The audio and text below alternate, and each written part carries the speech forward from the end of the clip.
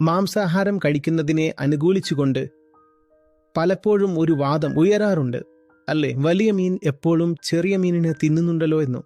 മൃഗങ്ങളെ കൊല്ലാൻ പാടില്ല എന്ന ദൈവത്തിന് നിർബന്ധമുണ്ടായിരുന്നെങ്കിൽ അദ്ദേഹം എന്തിനാണ് മാംസഭുക്കുകളെ സൃഷ്ടിച്ചത് എന്നും ആളുകൾ ചോദിക്കാറുണ്ട്. ഇതൊരു വളരെ തെറ്റായ വാദമാണ്. നമ്മൾ പരിണാമത്തിന്റെ ഫലമായി ഉണ്ടായവരാണ് എന്ന് നമുക്കറിയാം. ഒന്നാമതായി, ഒരു ദൈവവും നമ്മളെ സൃഷ്ടിച്ചതല്ല. രണ്ടാമതായി, പരിണാമത്തിന്റെ മറ്റു ഫലങ്ങളെല്ലാം വ്യത്യസ്തമായ രീതിയിലാണ് നിർമ്മിക്കപ്പെട്ടിരിക്കുന്നത്. ഉദാഹരണത്തിന്, സിംഹങ്ങൾക്ക് അവരുടെ ആയുസ്സിനെക്കുറിച്ച് പോലും യാതൊരു ധാരണയുമില്ല. അവ വളരെ പ്രോഗ്രാം ചെയ്യപ്പെട്ട, അതായത് ശാരീരികമായ പ്രവണതകൾക്ക് അനുസൃതമായ രീതിയിലാണ് പെരുമാറുന്നത്. ശരീരം പറയുന്നത് മാത്രമാണ് അവ ചെയ്യുന്നത്. ആ അർത്ഥത്തിൽ അവ തികച്ചും നിഷ്കളങ്കരായ ജീവികളാണ്. ഒരു സിംഹവും പണം സമ്പാദിച്ചു വെക്കാറില്ല.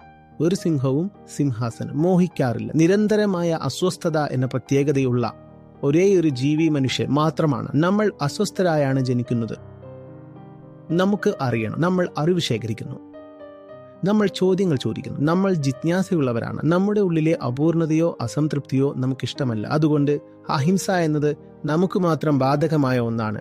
ശരിയായ ജീവിതം നയിക്കാനുള്ള ഒരേയൊരു മാർഗം അഹിംസയാണ്. അല്ലെങ്കിൽ അഹിംസയുള്ള ജീവിതത്തെയാണ് ശരിയായ ജീവിതം എന്ന് വിളിക്കുന്നത്.